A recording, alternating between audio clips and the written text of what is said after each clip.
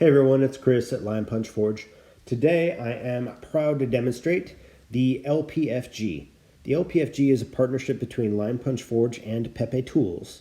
What it does is allows you to screw this adapter onto the end of your hammer handpiece like the Foredom H15 or H15D David and attach engraving bits onto there. This piece will take 1/8 inch round diameter engravers or 2mm square engravers.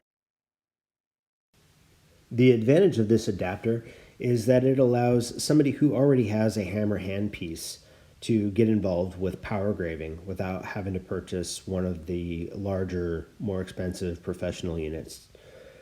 For somebody who wants to see whether or not they like to engrave under power, this is the perfect thing. For somebody who's not going to be engraving all the time and not in need of buying an air graver setup with compressor and all the other parts that go along with it, this is a great option. A little bit of practice, you get some really high quality results.